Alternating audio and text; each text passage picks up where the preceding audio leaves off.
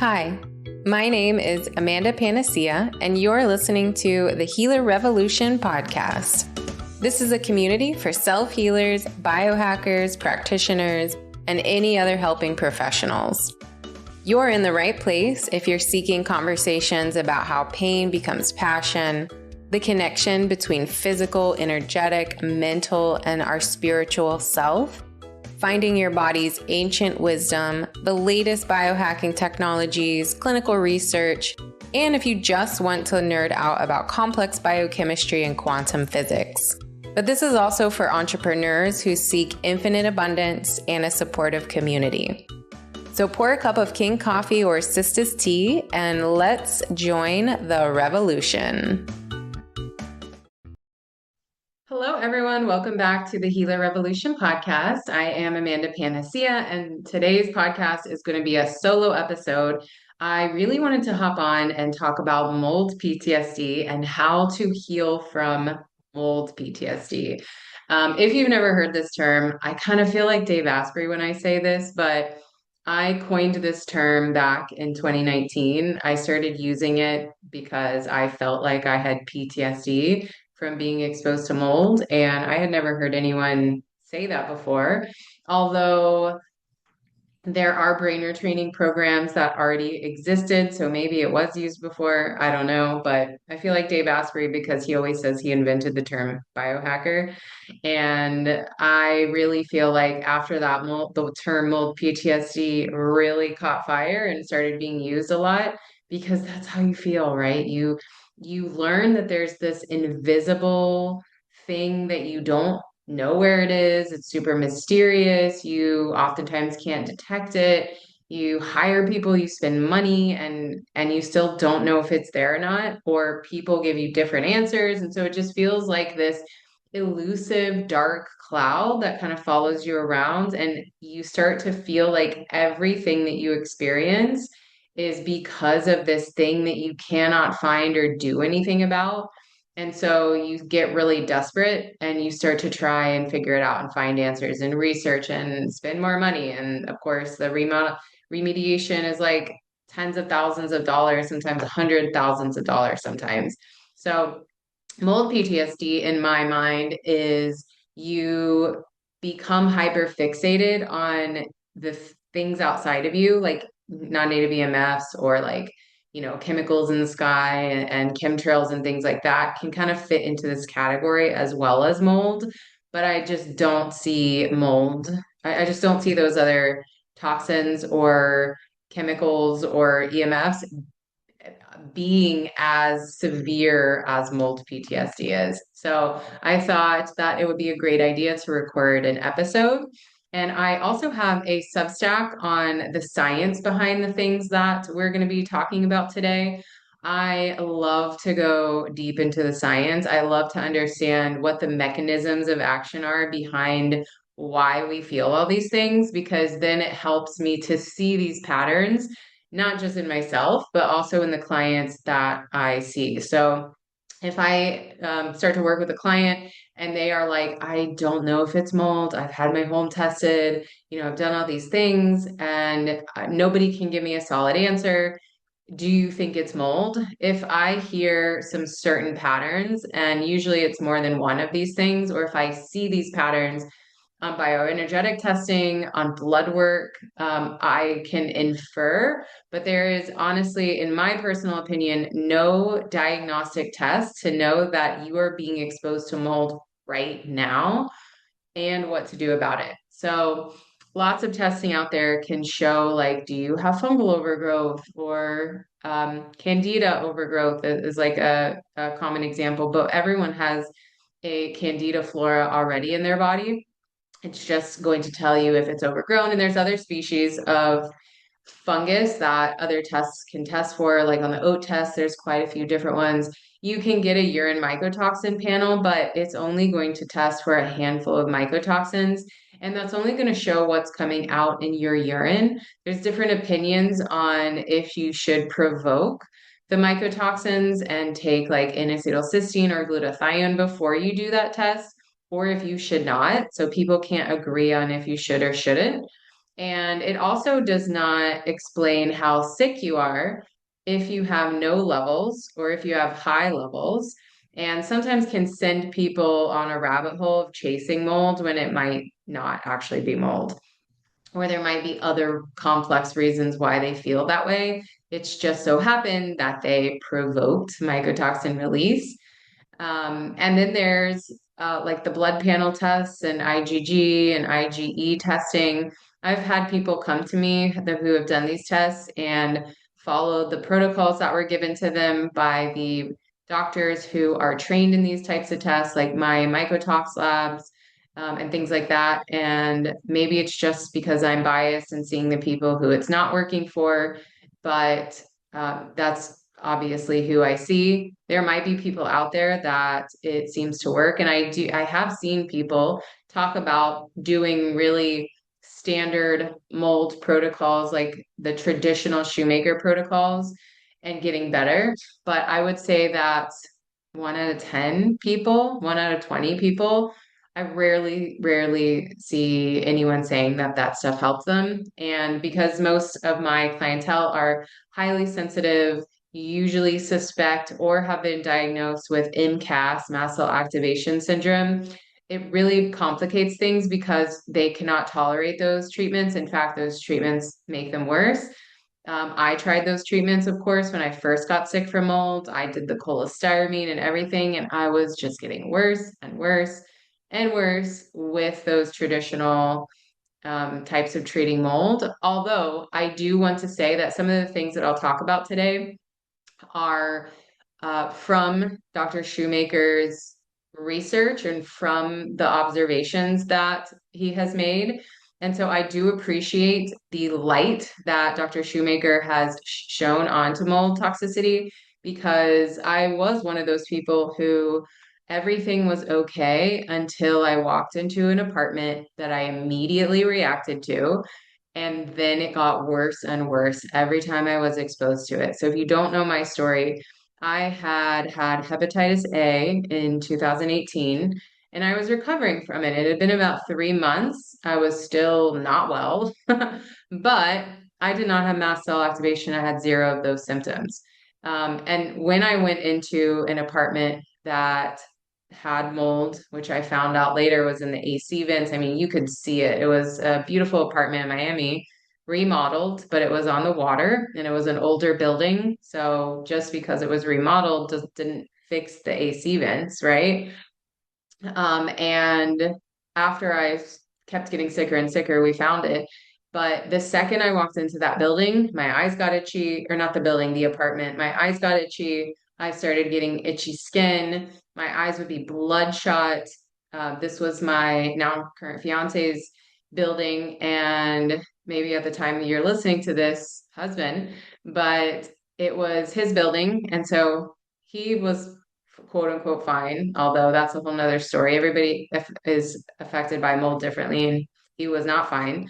But the second I walked in there, I started having symptoms, and I thought, just like a cat allergy, that when I left, it would go away and I would be fine. So I would just suck it up. I didn't want him to think I was a hypochondriac, even though he did later on. But I thought that when I left, everything would go away, just like cats, dogs for me, because I have those allergies as well. And it got to a point where it did not. So I would leave and I would not get better. And I suspect because I had had hepatitis A, that my liver was not able to process the mycotoxins that I was being exposed to. So not only was I allergic to the actual mycotoxins you can be allergic to, and or mold toxicity is different than a mold allergy. So I had an absolute allergic reaction, and my liver was inflamed. I had elevated liver enzymes, meaning active liver damage still. And so I was not able to process those mycotoxins. And then those mycotoxins, because the body is like, these are very damaging, it has to go somewhere. So you start to gain weight. Your immune system flags them as super dangerous, super toxic. The type of mold I was exposed to that came up for me again and again was very estrogenic, zearalenone. So hormones start to go crazy. Hello, more histamine reactions with elevated estrogen. And fat, you start to gain weight, you start to blow up and have tons of like changes to your fluid balance, urinating all the time, but holding on to water weight. And that is because mold will affect your vasopressin. And we'll get into this in a second. But I had the classic, very exact mold toxicity symptoms plus candida. And then I started getting the eczema and rashes everywhere, sinus infections, you name it. I had all of it, all the mold symptoms, POTS eventually. And so when you research mold, you realize that, oh my gosh, all of my symptoms are from mold. And then what this does is it says to your brain, everything that is wrong with me is because of mold. And so here now we have this big association with problems in my body, health issues, sensations that I don't like, symptoms that are scary equals mold. And that's where mold PTSD needs to be unlearned or worked through from the level of the body. So somatic therapies that I do is one of the ways in which you are going to heal from mold PTSD. So, you get out of the mold or you think you do, but things don't get better. And so then there's that association. And so then you see mold everywhere. And here's where the PTSD comes into play. You're checking for it constantly. You have to know if you're safe or not, or if you're being exposed. You're looking into things, you're looking at places. You're afraid to travel. You're afraid to go to people's houses. You're afraid to go to restaurants and grocery stores, and you start living your life in fear of this thing. And that is classic PTSD. You might even have flashbacks. Like for me, anytime I'd hear like a drip, like if the faucet was running, I'd be terrified. Like, is that behind the walls? Like, is there mold somewhere that I'm going? If you see anything that like even remotely might be mold, like there's a stain on your wall or on your clothes, and you think, oh my gosh, if you're immediate, it's triggered to remind you of mold. So again, classic PTSD symptoms. It can keep you up at night. It affects your stress levels and what you're thinking about, you're ruminating about it, all of that. So eventually you get to a point where you have to ask, why am I still reacting even after I've done all the right things? Because everyone I work with has already gone through the classic mold channels, and then they find me because they're like, there has to be a different way. I can't do it this way. So you may have done binders, you may have supported your drainage and detox, but your body is still really highly reactive to foods, to environments you should feel safe in, or places where they tell you are clean, or you've done the work yourself, you've done the remediation, you know that it is. But mold is highly bioenergetic, neuroimmune, and psychological. So we're going to get into these aspects of it now. So mold is a biologically active compound that can influence your immune signaling, inflammation, and cellular function. So I don't want to sit here and say it's all in your head, because it's absolutely not. Like I just went through all of my explanations for what happened to me, blindsided by the mold. So mold itself is not new though. So why would we be all, struggling with mold illness now? Well, the environment which we live in is what's new. So we spend 90 to 95% of our lives indoors in buildings constructed with poor quality materials, with limited airflow, minimal exposure to natural light. And these are the things that help to keep mold from being so pathogenic and so destructive in our bodies. And many of our environments, even though they might be brand new, they might be chronically damp. Maybe there's little to direct sunlight in certain parts of your apartment, and poor ventilation are classic ways that you're going to have more mold growth. So in the traditional paradigm, when we talk about Shoemakers, we see that he and these types of physicians will talk about biotoxins activating the immune receptors. They'll trigger chronic cytokine production, which is like inflammation. And a big one thing that they will do is disrupt hypothalamus signaling. One of the most important aspects of understanding mold is that the people who are struggling with mold have low levels of a hormone called alpha melanocyte stimulating hormone. And this is something Dr. Shoemaker noticed. And so he determined that that must mean that mold will deplete this hormone. And alpha MSH, what it does essentially is it's a central regulatory molecule involved in immune modulation, inflammation control, pain perception, and energy homeostasis. So when it's low, the body is going to lose that ability to properly regulate inflammatory responses, which leads to a system that is easily overwhelmed, really inflamed, and slow to recover.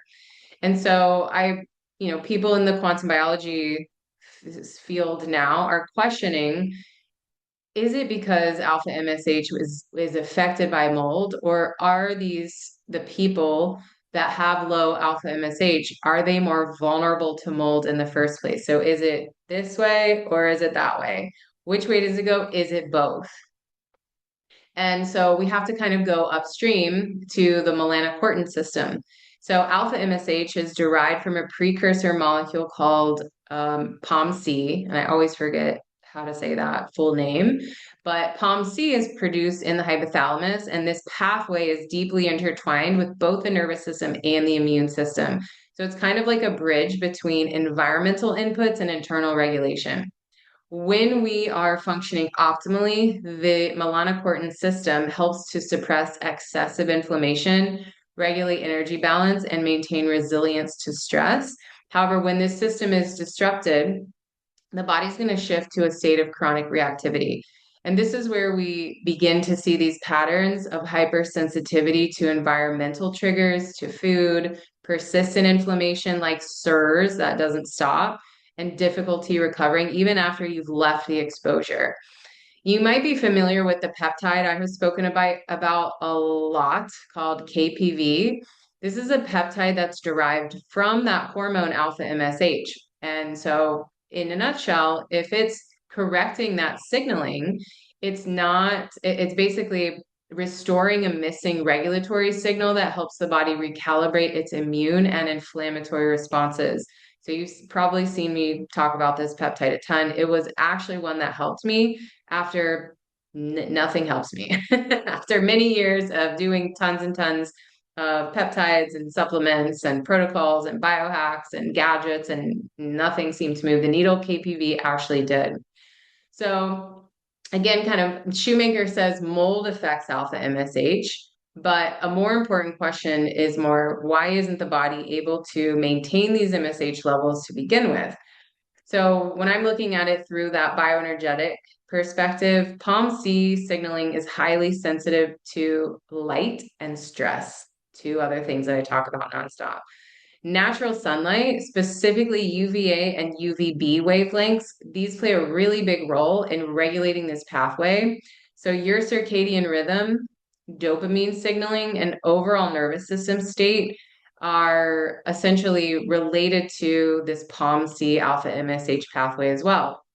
So when we're in artificial light, when we're chronically stressed, chronically exposed to non-native EMFs, this pathway could potentially be skewed. And instead of producing alpha MSH and beta endorphins, which help you feel good, the body actually shifts more towards a hormone called ACTH, which is associated with the stress response. And then this creates that feedback loop of sympathetic activation, reduced resilience, and impaired immune tolerance. So all your hormones are feedback loops. Over time, of course, you're going to be more sensitive, more vulnerable, not just to mold, but everything, stress, other environmental inputs. So at its core, when we're healing, we have to look at the pathways that are not being supported. I like to say the inputs. So light is the foundation of all of the inputs that are upstream.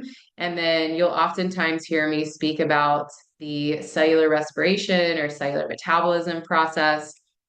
That happens in the mitochondrial membrane, the electron transport chain, the Krebs cycle, and all of these different biochemical processes, bioenergetic and biochemical, actually. And when some of these inputs, when we don't have the inputs that we need, so safety, light, nutrition, electrons to move through the electron transport chain, certain like minerals, B vitamins, and things like that, safety, if I didn't just say that already, the body is going to enter into a protective state called the cell danger response. And this is where the cells will actually downregulate energy production in order to prioritize survival. So think about your nervous system, your immune system, and your cells all have the same goal. Am I safe, or is there a threat? And you have to think about everything your body does from that framework. Am I safe to heal, to repair, to be authentic, to be myself? Or is there a threat and I need to handle the threat, or I need to go into survival? So processes like detox, repair, you're not going to do that very well. You're not going to have any energy when most of your cells are in this cell danger response. When we have low levels of nutrients like amino acids, this can also further impair immune function, cellular repair, and energy metabolism. And so this is why adding in lots of detox supplements and binders are oftentimes going to backfire, because we need the inputs first to be able to do the cellular processes. If you are missing, if so, mold can disrupt our iron metabolism. Mold can disrupt a lot of aspects of the body, but let's just focus on this one. So iron is essential for more steps of the electron transport chain than any other nutrient. Magnesium is also highly important. Oxygen, super important. Manganese, B2, B3. I mean, there's a lot that are important. But let's say you're low in one of those things. Let's say the process is bottlenecked on complex 4. What happens is, instead of those electrons, it's called the electron transport chain for a reason, instead of those electrons moving through nicely, getting taken with from, like, each enzyme is dependent on certain nutrients and each electron is handed off to the next step. And if there's a point where that doesn't happen because you're missing nutrients or you're missing the light input or the oxygen, those electrons will leak out. And that essentially creates more reactive oxygen species, especially the more toxic kind that can cause damage. And also on top of that, then the ATP doesn't get produced. So we've got less energy, we've got more reactive oxygen species. And ATP production, or that cellular respiration cycle, these cellular processes are upstream of everything. Your liver that is supposed to detox mold, if it can't do that because your liver cells, mitochondria, can't produce what it needs to produce, and there's bottlenecks and it's making more inflammation, guess what's going to happen? If your cell process cannot make cellular deuterium depleted exclusion zone water, and you're not cellularly hydrated, guess what's going to happen? You're going to have more unstable mast cells.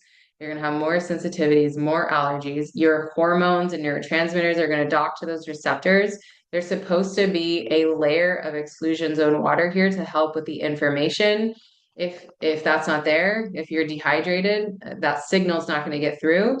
If you are in cell danger response, calcium metabolism shifts. If calcium is hardening your cell membranes, if you are so inflamed that you're in a calcium shell because calcium is a buffering element, what's going to happen? Those cell membranes are going to be stiff. They're not going to be semi-permeable anymore. Things can't get in. So when you talk about, oh, I got to support my liver, I got to support my lymphatic system, yes, sure, do that. But you have to go further upstream to the inputs needed for cell processes, and also safety of the nervous system, because your mitochondria are threat detection sensors. And so your nervous system is sending signals to the mitochondria. Hey, we're in danger. We're perceiving mold everywhere. There's this toxin that we can't find.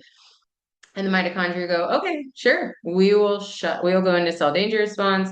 Let's send the signal to the mast cells. So mold can directly trigger mast cells, or mitochondria can trigger mast cells, and your nervous system can trigger mast cells. So it's all connected.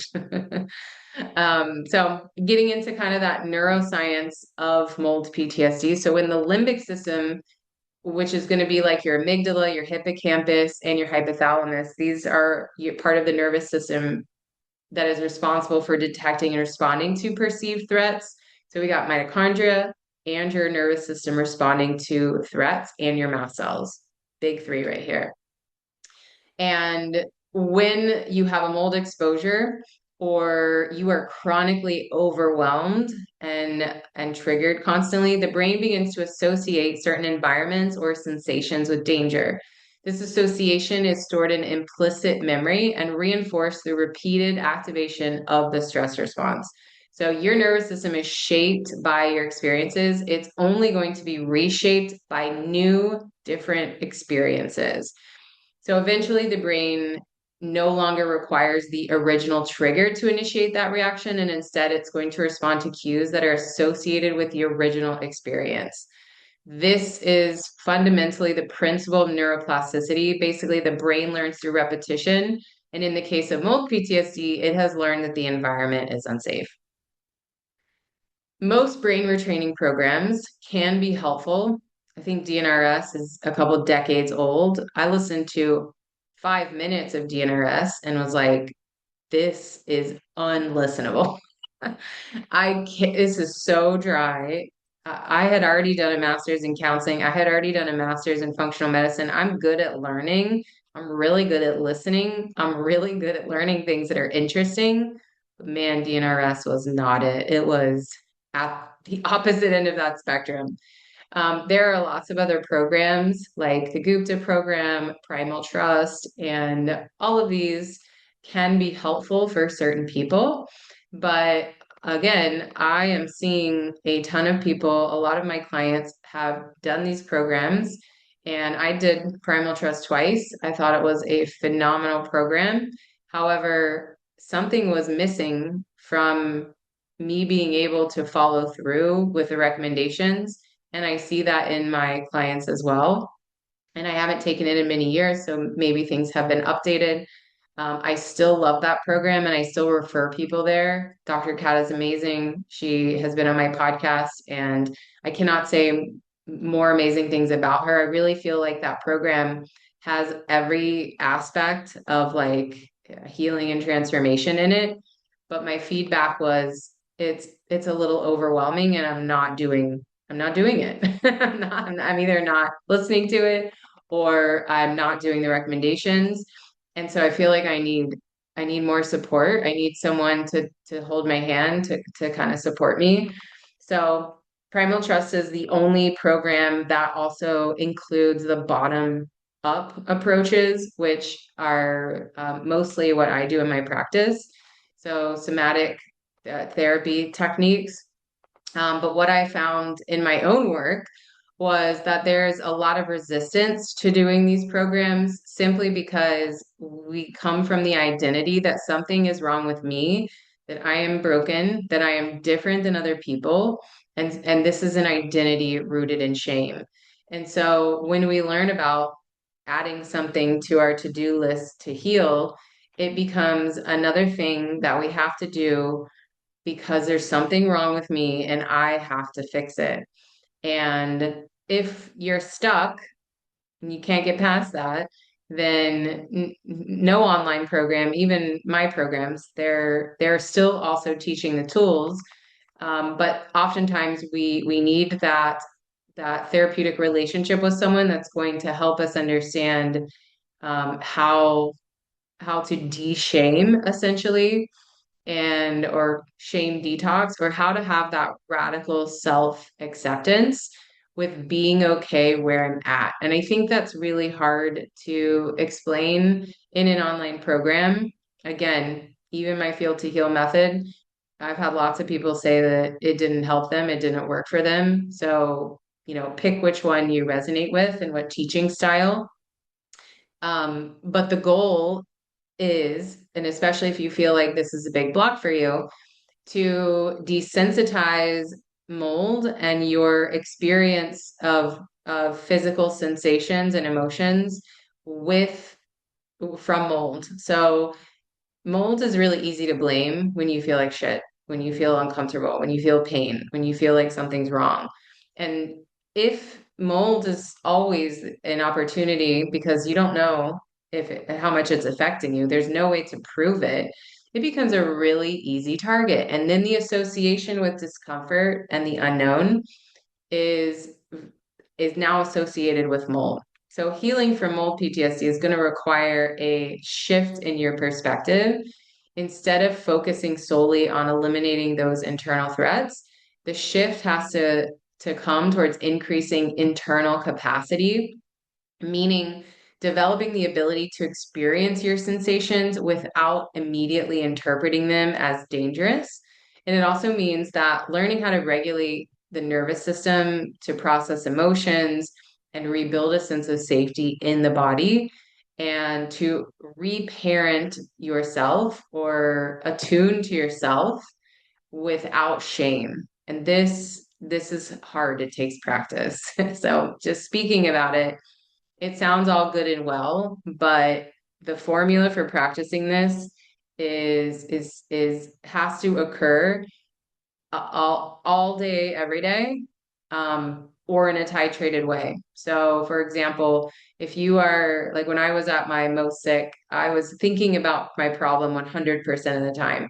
I didn't stop thinking about what was wrong with me at all. And that's already as a therapist, I recognize that this was a big problem. It was not going to help me heal if I only was thinking about the things that were wrong and bad.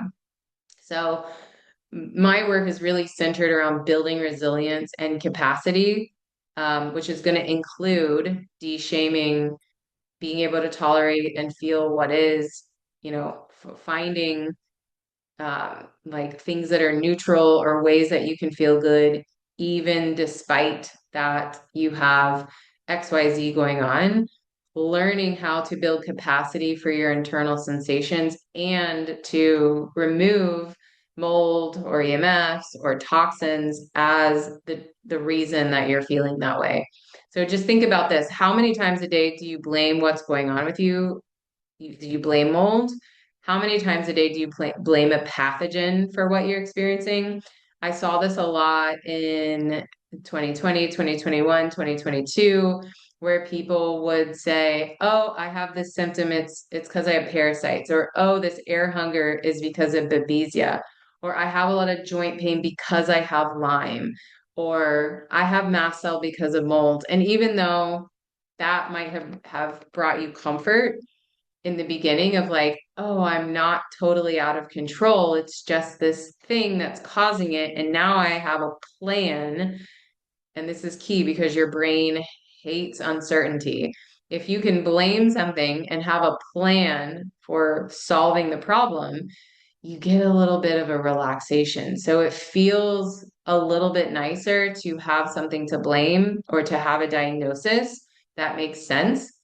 However, 6 years later, 7 years later, I am seeing people that I saw in 2020, people I saw in 2021 coming back, getting in my 15-minute calls saying, none of this stuff has worked for me.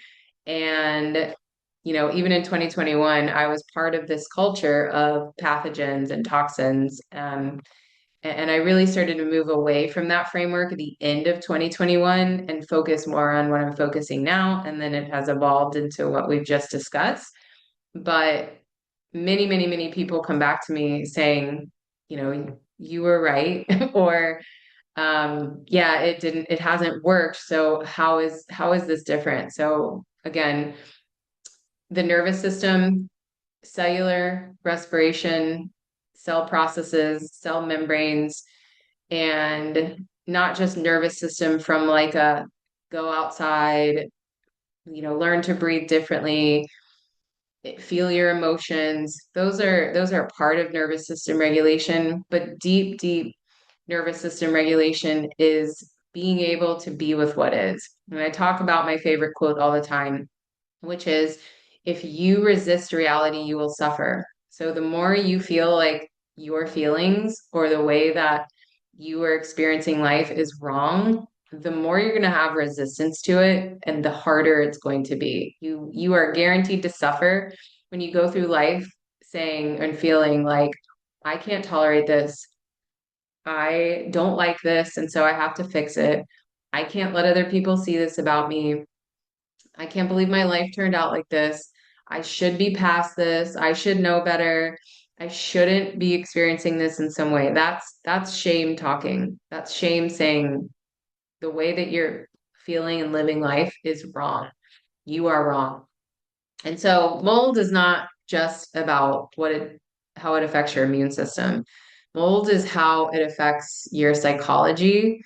It affects your ability to regulate. It affects your brain. Neuroinflammation is huge with mold. It affects your relationships. I mean, how many of us had a partner or someone who thought we were crazy or hypochondriacs, or family members that were like, just go to a regular doctor, stop trying to do this alternative stuff. You get gaslit. And the way out is to heal from the PTSD aspect of mold.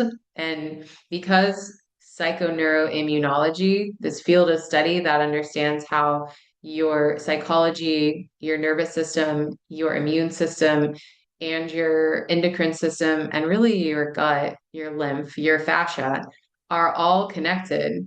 You have to approach this in a whole body healing way, which is supposed to be what holistic health is. But oftentimes we hear holistic health and we think diet, supplements, and biohacks. But it is all the things. It is, what is the spiritual purpose of this? It is, what has this taught me? What changes did I need to make in my life? This is an invitation, mast cell mold illness. These are invitations to really do a deep dive on what's working in your life and what's not, and be able to come out the other side with wisdom, with lessons, with ways that we can give back to other people, and with a deeper sense of who we are. So if you'd like more about this topic, this barely skimmed the surface, you can check out my Substack, Amanda Panacea. And I go way deeper into the science behind this. And I also have laid out 12 steps on how to heal from mold PTSD, step by step, in that Substack. And I will see you guys later. Thank you so much for listening. Thank you, everyone. I am just so thrilled that you're listening to the Healer Revolution podcast. This has been a huge passion project for me and super therapeutic on top of that, helping me to use my voice and connect with other like-minded individuals. So if you're enjoying the podcast, please like and subscribe. Please share on social media or with your audience or friends or loved ones. I truly appreciate it. It does take a lot of time and financial costs to run the podcast, and it is not a moneymaker, let me tell you. So if you are enjoying this, I would truly appreciate your support just by sending me a post, a like, and a subscribe. Thank you so much.